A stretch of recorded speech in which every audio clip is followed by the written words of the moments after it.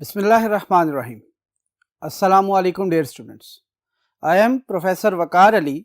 आज हम lecture number 1 chapter number 2 computer memory में से उसके इंट्रोडक्शन की बात करेंगे कि कंप्यूटर मेमोरी बेसिकली क्या है, किस पर्पस के लिए इस्तेमाल की जाती है, कौन कौन से डिफरेंट टाइप्स हैं इसके और उनका क्या पर्पस है। ये सारी चीजें आज के लेक्चर में हम आपके साथ डिस्कस करेंगे।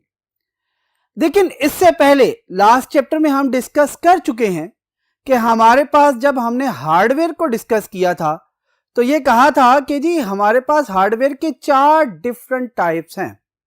हमने कहा था इनपुट डिवाइसेस, फिर बात की थी आउटपुट डिवाइसेस के हवाले से, फिर हमने कहा था कि थर्ड जो टाइप है आपकी वो आपकी स्टोरेज डिवाइसेस या मेमोरी की बात करते हैं, और फोर्थ वन आपकी प्रोसेसिंग डिवाइसेस की बात करते हैं। आज जो हमारा मेन कंसर्न है, ये जो चैप्टर स्टार्ट कर रहे हैं, इसका पूरा का पूरा जो थीम है, पूरा का पूरा जो स्ट्रक्चर है, वो सिर्फ और सिर्फ बेस कर रहा है आपके कंप्यूटर मेमोरी के ऊपर, जिसमें हम डिफरेंट टाइप्स ऑफ मेमोरी को डिस्कस करेंगे, इन डिटेल डिस्कस करेंगे, उसके इंट्रोडक्शन से लेकर उसकी मेमोरी बिल्डअप की बात करेंगे, उसकी रिटेंशन पावर की बात करेंगे, और फिर कौन कौन सी मेमोरी डिवाइसेस इस दुनिया में इस्तेमाल की जा रही हैं या की जाती रही हैं, उन सब की बात करेंगे। सबसे पहले आज इंट्रोडक्शन की जब बात करें तो हमें मेमोरी की बात जब भी करते हैं तो हम क्या कहते हैं कि मेमोरी बेसिकली एक ऐसा पार्ट है, एक ऐसा कंपल्सरी हिस्सा है, एक ऐसा एसेंशियल पार्ट है जिसका कंप्यूटर में होना बहुत ज्यादा जरूरी है। यानी कि इस पार्ट के बगैर आजकल के जो डिजिटल कंप्यूटर्स हैं वो कोई भी वर्किंग नहीं कर सकते। ये आपके डाटा को टेम्पररी या आपके डाटा को परमानेंटली अपने पास क्या करते हैं, स्टोर करके रखते हैं। बात क्लियर हो रही है? अब अगर हम इन पॉइंट को वन बाय वन देखें, क्या कहते हैं, important and compulsory part of the computer system, यानी कि कंप्यूटर सिस्टम की जब भी बात करेंगे तो उसमें आपका जो इंपॉर्टेंट पार्ट है, कंपल्सरी पार्ट है, वो क्या है, आपका कंप्यूटर मेमोरी। फिर बाद में क्या कहता है use to store data and program temporarily और परमानेंटली। आपका जो भी डाटा है, जो भी प्रोग्राम है, उन सबको क्या करता है, वो अपने पास स्टोर करता है। वो स्टोरेज याद रखिएगा 2 तरह की होगी, एक आपकी क्या होगी, टेम्परेरी स्टोरेज होगी, और दूसरी आपकी क्या होगी, परमानेंट। टेम्परेरी का मतलब क्या है कि फॉर द टाइम बिंग, जब तक हम उसे यूज कर रहे हैं वो क्या रहेगी, स्टोर रहेगी, और जैसे ही उसका यूजेज खत्म हो जाएगा वो वहां से क्या हो जाएगी, रिमूव हो जाएगी। जबकि परमानेंट का क्या मतलब है, परमानेंट का मतलब है चाहे हम उसे इस वक्त इस्तेमाल कर रहे हैं, चाहे उसे इस्तेमाल नहीं कर रहे, वो आपके पास क्या रहेगी, स्टोर रहेगी। और इन फ्यूचर अगर हम कभी उसे दोबारा देखना चाहे, यूज करना चाहे, इस्तेमाल करना चाहे, तो वो दोबारा हमें अवेलेबल होगी। ये आपकी क्या कहलाती है, परमानेंट स्टोरेज। बात क्लियर हुई? फिर आगे क्या कहता है कंटेन। क्या चीजें कंटेन करती है, कहते हैं main part of the operating system and all the application programs and data that is being in used. सबसे पहली बात कहता है ऑपरेटिंग सिस्टम के कुछ पार्ट, मेन पार्ट्स को अपने पास स्टोर करती है, कंटेन करती है। उससे आगे जाए तो वो क्या कहता है कि जी आपके तमाम के तमाम एप्लीकेशन प्रोग्राम्स को स्टोर करती है। फिर कहता है उस डाटा को जो कि कोई ना कोई प्रोग्राम यूज कर रहा है उसको भी क्या करता है, वो स्टोर करती है, कंटेन कर रही होती है। याद रखिए यहां पर उसने 2 चीजों की बात की है। उसने बताया कि जी main parts of the operating system. अब main part of the operating system का मतलब ये नहीं है कि जी हमने इंस्टॉल तो पूरा का पूरा ऑपरेटिंग सिस्टम, पूरी की पूरी विंडो इंस्टॉल की थी और वो कह रहा है कि सिर्फ मेन पार्ट। याद रखिए कि यहाँ पे 2 डिफरेंट कॉन्सेप्ट को वो क्या कह रहा है, बता रहा है। वो कहता है कि आप जब इंस्टॉल करते हैं विंडोज वगैरह या ऑपरेटिंग सिस्टम को हार्ड डिस्क के ऊपर, तो फिर क्या होता है, वो तो पूरा का पूरा ऑपरेटिंग सिस्टम परमानेंटली अपने पास क्या करता है, स्टोर करता है। लेकिन जब वही ऑपरेटिंग सिस्टम लोड होता है रैम के अंदर, जिसे हम कहते हैं बूट करवाता है, और रैम के अंदर लोड होता है, तो याद रखिएगा फिर पूरा का पूरा ऑपरेटिंग सिस्टम लोड नहीं होता, बल्कि उसके जो मेन पार्ट्स है वो कहां पर स्टोर हो रहे थे, आपके रैम के अंदर। और जब रैम के अंदर मेन पार्ट स्टोर हो रहे हैं तो इस वजह से वो कह रहा है कि जी वो क्या करता है, कुछ मेन पार्ट ऑपरेटिंग सिस्टम क्या करता है, लेकिन जो प्रोग्राम्स होते हैं एप्लीकेशन उनको कंप्लीट लोड करता है, और लोड करने के बाद वो डाटा भी स्टोर कर रहा होता है जो कि उसमें इस्तेमाल हो रहा है, जो कि वो एप्लीकेशन प्रोग्राम्स इस्तेमाल कर रहे हैं। यहां तक अब बात क्लियर हो चुकी है। अब यहां पे इससे आगे एक आपकी ब्लॉक डायग्राम है जो बहुत इंपॉर्टेंट है। देखिए हमने जब बात की थी कि कंप्यूटर के मेन 4 हार्डवेयर पोर्शंस हैं, जिसमें हमने कहा था इनपुट डिवाइसेस हैं, आउटपुट डिवाइसेस हैं, प्रोसेसिंग डिवाइसेस हैं, और ये दोनों आपके क्या हैं, मेमोरीज हैं। यहां से हमें पता चलता है कि जी अब कि ये तमाम के तमाम जो सी हैं बहुत इंपॉर्टेंट चीजें हैं। यहां से हम देखेंगे कि मेमोरी का रोल क्या है, मेमोरी किस किस लेवल पे जा रही है, किन किन लेवल्स में डिवाइड की गई। अब जरा गौर करें, कहते हैं कि जब भी हम इनपुट डिवाइस के जरिए कोई डाटा इनपुट करते हैं तो वो कहां जाता है, मेन मेमोरी। मेन मेमोरी याद रखिएगा ये वो मेमोरी है जिसका डायरेक्ट लिंक किसके साथ चल रहा है, सीपीयू के साथ। कहते हैं देखें, आप अगर रियल लाइफ में बात करें, आपने वर्ड का प्रोग्राम ओपन किया, उसके अंदर कुछ टाइप करना शुरू कर दिया, क्या आपने उसे बताया था कि कहाँ स्टोर हो? नहीं बताया था। और अगर हमने नहीं बताया था तो इसका मतलब है कि वो कहीं ना कहीं ऐसी जगह पे स्टोर हो रही है जो कि अभी तक किसी को पता नहीं है। किसी को पता होने का मतलब है यूजर नहीं जानता। तो वो कौन सी मेमोरी होती है, बेसिकली मेन मेमोरी। यानी कि आपकी जो रैम है उस डाटा को टेम्पररी अपने पास क्या कर रही होती है, स्टोर कर रही होती है। और कब तक स्टोर करती है, कहते जब तक कि आप उसे किसी परमानेंट लोकेशन का एड्रेस नहीं बताते, जब तक उसे किसी परमानेंट स्टोरेज पे स्टोर नहीं करवा देते, जब तक उसे हार्ड डिस्क पे स्टोर नहीं करवा देते, तब तक वो कहां पर स्टोर होती रहेगी, आपकी रैम के अंदर, यानी कि मेन मेमोरी के। अब इसका मतलब है कि अगर गौर करें, input device, CPU, secondary storage, output device, इसके दरमियान मेन मेमोरी आपकी क्या एक ब्रिज का रोल प्ले कर रही है। जब डाटा इनपुट करवाया जाता है कहां के स्टोर होता है, मेन मेमोरी में। जब आप इसे स्टोर करते हैं परमानेंट, तो यहां से कहां पे उसकी एक कॉपी जनरेट कर दी जाती है, सेकेंडरी स्टोरेज यानी कि सेकेंडरी मेमोरी। जब उसके ऊपर कोई प्रोसेसिंग करवानी है तो कहां ले जाएंगे, सीपीयू। और जब वही डाटा आपने आउटपुट करवाना है तो कहां ले जाएंगे, आउटपुट डिवाइस। यहां तक बात क्लियर हुई। अब यहां से हमें पता चला कि जी आपकी मेन मेमोरी और सेकेंडरी मेमोरी दो तरह की मेमोरीज है। मेन मेमोरी मोस्टली आपका डाटा टेम्पररी स्टोर कर रही होती है, जबकि आपकी सेकेंडरी मेमोरी आपका क्या होता है, डाटा परमानेंट स्टोर कर रही होती है। यहां तक बात क्लियर होगी। यहां से हमें एक चीज और भी पता चली, वो क्या है कि हमारी मेमोरी दो तरह की है, एक आपकी मेन मेमोरी और दूसरी आपकी सेकेंडरी मेमोरी। मेन मेमोरी को प्राइमरी मेमोरी भी कहते हैं। बात क्लियर हुई? क्यों? आपका डाटा जो भी आ रहा है, चाहे वो आपका इनपुट डिवाइस से आ रहा है, चाहे वो सेकेंडरी से आ रहा है, चाहे सीपीयू से आ रहा है, या चाहे आउटपुट डिवाइस की तरफ जा रहा है, वो किस मेमोरी से जा रहा है, आपकी मेन मेमोरी से जा रहा है। यहां तक बात क्लियर होगी। ये अभी हमने थोड़ी सी डिस्कशन कर ली है। अब इसके फर्दर जो पॉइंट्स हैं उनको डिस्कस करने के लिए हम मूव करते हैं टुवर्ड्स नेक्स्ट पार्ट। जी स्टूडेंट्स, हम लास्ट ब्लॉक डायग्राम में डिस्कस कर चुके हैं कि जी जो हमने मेमोरी को डिस्क्राइब किया है उस डायग्राम के अंदर, वो क्या था, हमने कहा था कि जी बेसिकली 2 टाइप्स में इसे क्या किया जाता है, डिवाइड किया जाता है। एक आपकी मेन मेमोरी कहलाती है, जिसे हमने कहा था कि इसे प्राइमरी मेमोरी भी कहते हैं, और दूसरी आपकी क्या है, आपकी सेकेंडरी मेमोरी। ठीक है, जिसे हम परमानेंट स्टोरेज भी कहते हैं, जिसे हम बैकिंग अप स्टोरेज भी कहते हैं, जिसे हम मैस स्टोरेज भी कहते हैं। वन बाय वन इनको अब डिस्कस करते हैं आगे। सबसे पहले बात करते हैं मेन मेमोरी की। मेन मेमोरी आपकी क्या कहला रही है, आपकी प्राइमरी मेमोरी। बात क्लियर हुई? कौन सी मेमोरी आपकी, प्राइमरी मेमोरी। क्यों प्राइमरी मेमोरी है, उसकी वजह क्या है, किस लिए इसे प्राइमरी का वर्ड इसके साथ इस्तेमाल किया गया? तो कहता है कि जी उसकी वजह, सबसे पहला पॉइंट डिस्कस करता है, कहता है directly accessed by the CPU. कहता है ये वो मेमोरी है जो कि डायरेक्ट लिंक करती है किसके साथ, सीपीयू के साथ। आपकी कोई भी प्रोसेसिंग करवानी है तो सीपीयू ने जो इनिशियल लेवल पे डाटा को एक्सेस करना है, प्रोग्राम को एक्सेस करना है, या जिसके ऊपर प्रोसेसिंग परफॉर्म करनी है, वो सारा का सारा कहां पड़ा होगा, आपका मेन मेमोरी के ऊपर। इसका मतलब है उसने जितनी भी डिमांड करनी है वो कहां से करनी है, प्राइमरी मेमोरी से करनी है।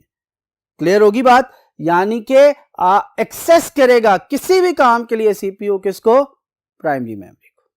क्लियर होगी? दूसरा पॉइंट क्या है, कहता है फास्ट इन स्पीड। अब जरा गौर करें, हम रियल लाइफ से इसकी एग्जांपल लेते हैं।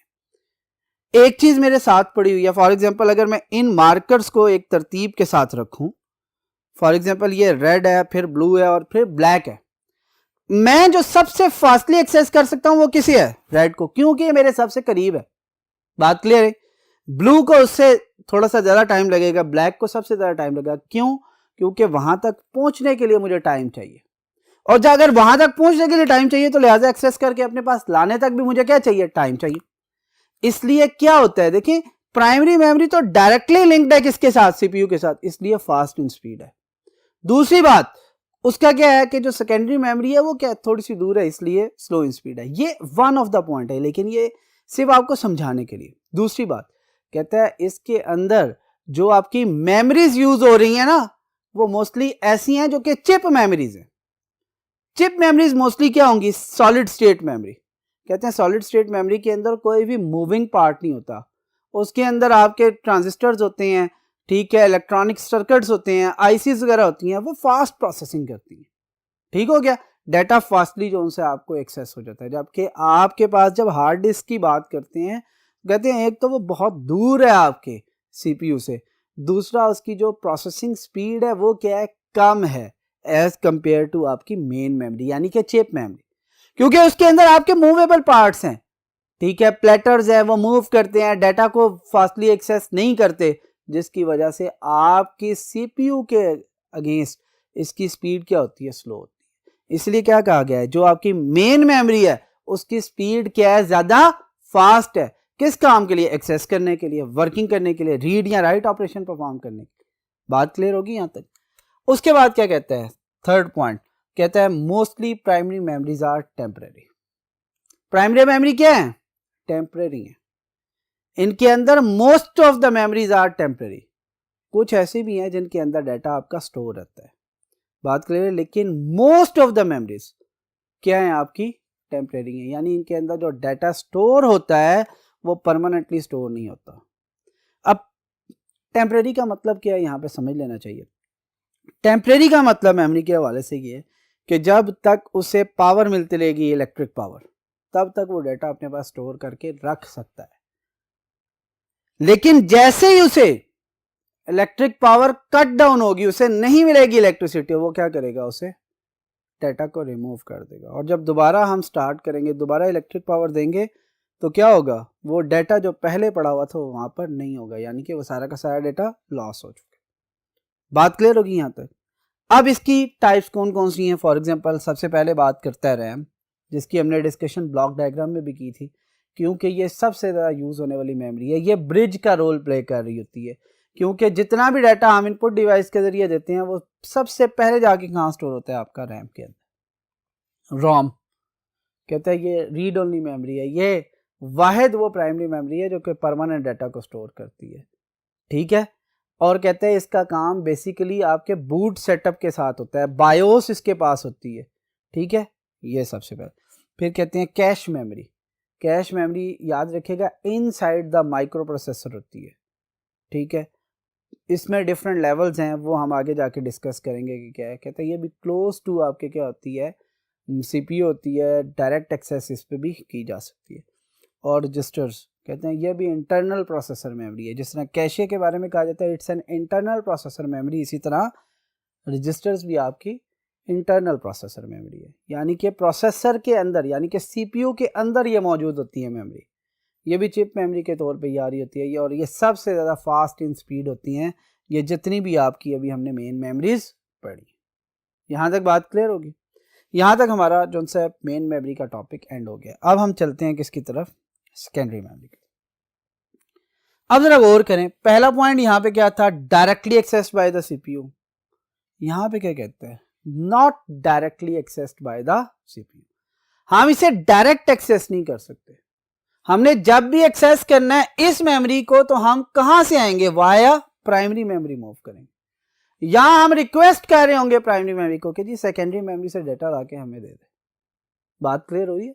सीपीयू डायरेक्टली एक्सेस नहीं कर सकता डाटा, बल्कि इनडायरेक्ट एक्सेस होगी। और इनडायरेक्ट एक्सेस का मतलब है via main memory, via primary memory, आप जो सा डाटा को क्या कर रहे होंगे, एक्सेस कर रहे। अब जब वाया मेन मेमोरी या प्राइमरी मेमोरी करते हैं तो ऑटोमेटिकली उसकी स्पीड क्या हो जाती है, स्लो होती है। अब देखिए ना, जैसे जैसे डिस्टेंस इंक्रीज होता जाएगा आपका टाइम ज्यादा लगेगा, और अगर टाइम ज्यादा लग रहा है तो इसका मतलब है स्पीड क्या है आपकी, स्लो है। बात क्लियर हुई। और फिर क्या कहता है, कहते हैं जो सेकेंडरी मेमोरी है इसको बैकिंग स्टोरेज भी कहते हैं, बैकअप के लिए जो इस्तेमाल की जाती है। फिर मैस स्टोरेज भी कहते हैं। ठीक है, ये दोनों जो से नाम आपके किसके तौर पे इस्तेमाल किए जाते हैं, सेकेंडरी मेमोरी या सेकेंडरी स्टोरेज के लिए इस्तेमाल की जाती है कि जी ये बैकिंग स्टोरेज भी कहलाती है और मैस स्टोरेज भी कहलाती है। अभी तक देखिए हमने जो मेन चीज देखी है वो बेसिक डिफरेंस क्या आ रहा है प्राइमरी मेमोरी और सेकेंडरी मेमोरी में, कि प्राइमरी मेमोरी आपकी डायरेक्टली एक्सेसिबल बाय कंप्यूटर है, कि प्राइमरी मेमोरी आपकी directly access by the CPU है, जबकि आपकी secondary memory directly accessed by CPU नहीं है, नॉट डायरेक्टली एक्सेस किया जाता है, नॉट कवर्ड। जो मेन डिफरेंस प्ले कर रहा है इसमें, direct access, not direct access, ये बेसिक डिफरेंस है between main memory and a secondary memory. यहां तक बात क्लियर होगी। इसके फर्दर पॉइंट्स के लिए हम मूव करते हैं अब नेक्स्ट बोर्ड की तरफ।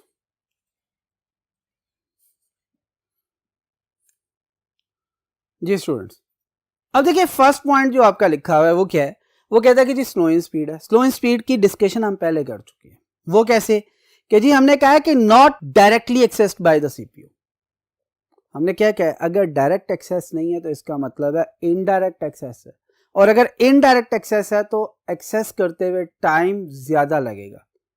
ठीक है, ये टाइम टेकिंग प्रोसेस है, और जैसे ही हम कहते हैं टाइम ज्यादा लग रहा है तो आपकी स्पीड ऑटोमेटिकली क्या हो जाएगी, स्लो हो जाएगी। यहां तक बात क्लियर होगी। उसके बाद कहता है कि जी आपका जितना भी डेटा इस मेमोरी के ऊपर स्टोर होता है, जिसे हम सेकेंडरी स्टोरेज कह रहे हैं, जिसे हम सेकेंडरी मेमोरी कह रहे हैं, जिसे हम मैस स्टोरेज या बैकिंग स्टोरेज कह रहे हैं, कहते हैं याद रखें इसके ऊपर डेटा जितना भी स्टोर होगा वो क्या होगा, परमानेंटली। और परमानेंट का मतलब यह है कि जब भी हम रिक्वेस्ट करेंगे उस डेटा की वो हमें अवेलेबल हो जाएगा। यूजर जब भी रिक्वेस्ट करेगा कि मुझे फलाना डेटा चाहिए तो वो आपको क्या होगा, अवेलेबल होगा। फॉर एग्जांपल आपने हार्ड डिस्क के ऊपर कोई फाइल स्टोर की हुई है, जैसे ही डबल क्लिक करके उसे ओपन करते हैं तो वो डेटा आपको क्या हो जाएगा, अवेलेबल हो जाएगा। आप फॉर एग्जांपल वीडियोस कुछ रखी हुई हैं, जैसे डबल क्लिक करती हैं आपको क्या होती है, प्ले होकर मिल जाती है। इसका मतलब है वो डेटा तब तक वहां पर स्टोर रहेगा जब तक के यूजर उसे चाहता है। जैसे यूजर उसे वहां से डिलीट करेगा तो अब क्या होगा, डिलीट हो जाएगा। और कहते हैं परमानेंट क्यों स्टोर किया जाता है, कहते हैं परमानेंट स्टोर करने की वजह यह है ताकि इन फ्यूचर हम उस डेटा को दोबारा इस्तेमाल कर सकें। दोबारा इस्तेमाल किस तरह किया जा सकता है, एज इट इज भी इस्तेमाल किया जा सकता है, या हम क्या कर सकते हैं, उसके अंदर मॉडिफिकेशन कर सकते हैं, उनको एडिट कर सकते हैं, उसको अपडेट कर सकते हैं टाइम टू टाइम। ठीक है, तो ये सारी चीजें आपकी क्या हो रही होती हैं, परमानेंटली स्टोर हो रही होती हैं सेकेंडरी स्टोरेज के अंदर। बात क्लियर होगी यहां तक। अब इसके बाद कहता है कि जी इसकी टाइप्स कौन कौन सी हैं। कहते हैं आप देख लें हार्ड डिस्क। क्यों हार्ड डिस्क सबसे पहले, क्योंकि हमारा सबसे ज्यादा कंसर्न किसके साथ चल रहा होता है, आपकी हार्ड डिस्क के साथ। आप देखें जितने भी आपके कंप्यूटर सिस्टम के अंदर परमानेंट डाटा स्टोर होता है वो किसके ऊपर होता है, मोस्टली आपका हार्ड डिस्क के ऊपर। फिर उसके बाद आपके पास जो सी है मैग्नेटिक टेप, ये पुरानी एक आपकी मेमोरी थी जो कि अब इस्तेमाल नहीं की जा रही। फिर उसके बाद आप देख लें सीडीज है, डीवीडीज हैं, इसके अलावा फ्लैश डिस्क जिसे हम यूएसबी डिस्क कहते हैं, एसडी कार्ड्स वगैरह है। ये सारी की सारी वो मेमोरी है जो कि आपके डाटा को क्या कर रही होती है, परमानेंटली स्टोर कर रही होती है। और अगर ये परमानेंटली स्टोर कर रही है तो इसका मतलब है इन फ्यूचर हम इसमें मौजूद डाटा को एक्सेस करके इस्तेमाल कर सकते हैं। बात क्लियर होगी। अब हम बात करते हैं बेसिक इनके डिफरेंसेस के हवाले से। मेन मेमोरी और सेकेंडरी के मेमोरी में कुछ डिफरेंस, ये क्वेश्चन अक्सर आ जाता है कि what is the difference between main memory and secondary memory, या what is the main difference between primary memory and secondary memory, what is the main difference between main memory and backing storage और mass storage, या comparison अगर आ जाए तो वो भी आप कर सकते हैं। ठीक है, अब क्या कहते हैं, सबसे पहला difference directly accessed by the CPU whereas secondary memory not directly accessed by the CPU. Indirect की बात की है ये बहुत ज्यादा। फिर बात करते हैं सेकंड पॉइंट में फास्ट इन स्पीड। अच्छा, फास्ट इन स्पीड का मतलब क्या है, कहते हैं याद रखिए फास्टिंग स्पीड का मतलब है कि अगर हम इस पे डाटा राइट करना चाहें या डाटा रीड करना चाहें तो बहुत ज़्यादा फास्टली होगा। बात क्लियर होगी यहाँ तक। और जबकि आपकी सेकेंडरी मेमोरी से डाटा रीड या राइट कर रहे हैं तो वो क्या होगा, आपका स्लो होगा। फिर क्या बात करता है, कहता है जैसे जैसे हम सीपीयू की तरफ मूव करते हैं ना, तो याद रखिएगा आपकी मेमोरी की कैपेसिटी क्या होती जाती है, कम होती जाती है। जैसे जैसे हम सीपीयू से दूर आते जाते हैं, यानी कि सीपीयू से फॉर एग्जांपल सबसे पहले मेन जो आती है रजिस्टर्स आते हैं, उसकी कैपेसिटी बहुत छोटी होती है, लेकिन उससे दूर जाएं कैशे की कैपेसिटी उससे बड़ी होती है, रैम की उससे बड़ी होती है, लेकिन ये मेन है।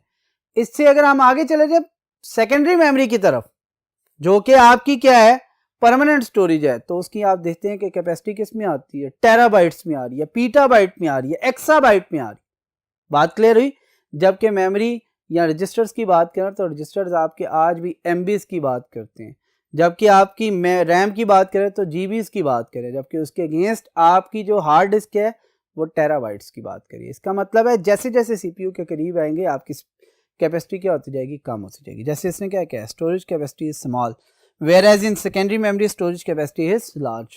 यहाँ पर आप मैक्सिमम रैम की बात करें तो जीबीज में आ रही है, यहाँ पर आप स्टोरेज कैपेसिटी की बात करें तो टेराबाइट से लेकर एक्साबाइट तक आप जो है इसे इस्तेमाल कर सकते हैं।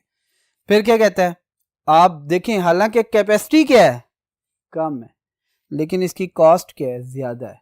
क्यों कॉस्टली है, कहता है उसकी वजह क्या है, आपकी स्पीड क्या है, बहुत ज्यादा फास्ट है, और ये चिप मेमोरी है, क्योंकि इसके अंदर मूवेबल पार्ट्स नहीं होते, सॉलिड स्टेट्स है ये सारी की सारी मेमोरी, इस वजह से ये क्या है, कॉस्टली है। जबकि आपकी ये सेकेंडरी मेमोरी जो सी है वो चीपर है एज कंपेयर टू आपकी क्या कह सकते हैं मेन मेमोरी। उसकी वजह याद रखिएगा, ये जो प्राइस की या ये हम कह रहे हैं कि ये कॉस्टली है और ये चीपर है, ये पर यूनिट बात की जा रही है कि यहाँ पर आपकी अगर रैम ले रहे हैं 8 GB की तो हो सकता है वो आपको कहते हैं कि जी 6000 7000 की मिल रही है, उसी की जगह हार्ड डिस्क ले रहे हैं 1 टेराबाइट की तो वो भी आपको 6-7 हज़ार रुपये में मिल जाए। तो कहते हैं ये प्राइस पर यूनिट की बात करें कि जी कैपेसिटी के अकॉर्डिंग इसकी प्राइस कॉस्टली है जबकि उसकी प्राइस की आपकी कम है। फिर एग्जांपल्स देख लें, यहाँ पर रैम, रोम, कैश और रजिस्टर्स है, जबकि एग्जांपल्स में आपके पास सेकेंडरी मेमोरी, हार्ड डिस्क है, सीडीज़ हैं, डीवीडीज़ है, मैग्नेटिक टेप आप लिख सकते हैं। इसके अलावा आपके पास जो है फ्लैश डिस्क वगैरह जिसे हम यूएसबीज वगैरह कहते हैं। फिर इसके अलावा आपके पास जो है कार्ड्स वगैरह हैं जिसमें आपके पास मोबाइल्स के लिए जो इस्तेमाल किए जाते हैं जितने भी मेमोरी कार्ड्स हैं वो सारे के सारे बेसिकली आपके क्या हैं, याद रखिएगा सेकेंडरी स्टोरेज डिवाइसेस की एग्जांपल्स में आ सकते। यहाँ तक बात क्लियर होगी। आज हमने बेसिकली जो लेक्चर में डिस्कस किया वो मेमोरी का इंट्रोडक्शन था, फिर हमने उसके डिफरेंट टाइप्स की बात की प्राइमरी मेमोरी में और सेकेंडरी मेमोरी की, और फिर एंड पे हमने उन दोनों के डिफरेंसेस की बात की। उम्मीद है कि आज का लेक्चर आपको समझ आ चुका होगा। इंशाल्लाह नेक्स्ट लेक्चर में आपसे फिर मुलाकात होगी। थैंक यू, अल्लाह हाफिज़।